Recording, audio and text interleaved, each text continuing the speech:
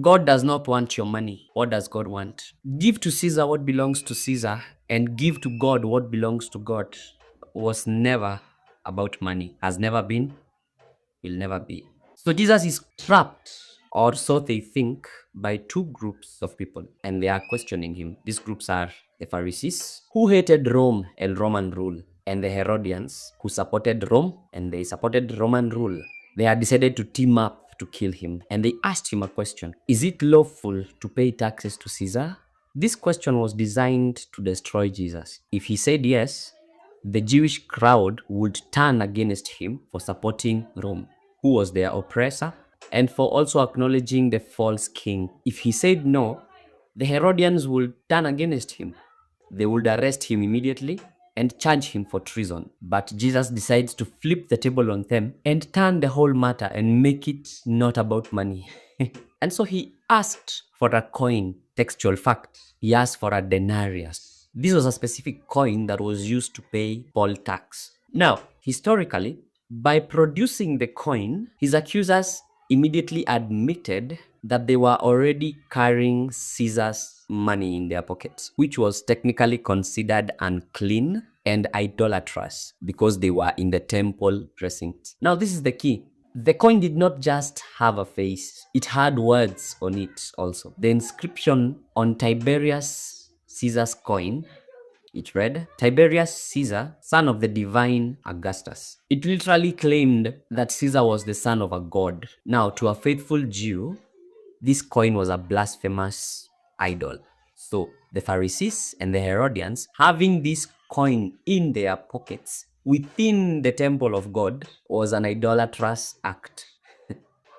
Now, Jesus, after taking the coin, he shows it to them and he tells them, give to Caesar what belongs to Caesar. The Greek word used there is the word apodote. It doesn't only mean give. It means give back or to repay a debt. So what was Jesus saying?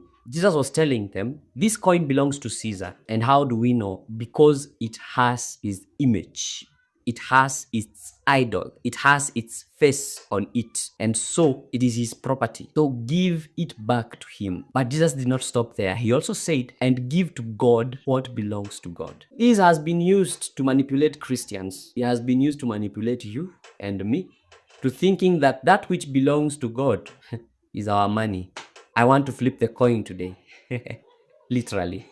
If that coin belongs to Caesar because it carries the image of Caesar, then what belongs to God? What is Jesus saying? Every Jew listening there understands Genesis chapter 1 verse 26 that says, let us make man in our own image and likeness. That was God speaking. And so man was made in the image and the likeness of God. You are God's property because you carry his image. What belongs to God in this context is not money. You are what belongs to God. You are what Jesus came to redeem. You are what Jesus came to take back from the devil and from the fallen world. Because God does not want your money. God does not need you to pay him off. What God wants is you. What God wants is your soul. What God wants is your heart. What God wants is the whole of you. You know, we have so many Christians who think that they can buy God's blessings.